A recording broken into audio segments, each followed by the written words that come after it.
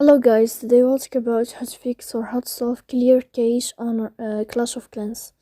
To know how to fix or how to solve clear cache on Clash of Clans app, you should just go to settings. Here you can click on apps, default apps, app settings. Then this list you'll enter to the window or to the app of Clash of Clans. Then you will enter to first app and you can click OK. Here we'll enter to the window of storage. Then you can click clear cache. Don't click clear data because that can cause you errors or can delete your account.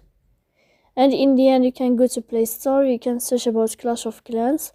If you will find here updating this blue sign, then you can click to update your app. So please don't forget to support us by like and subscribe. See you next time in another video, and thank you for your attention and your watching.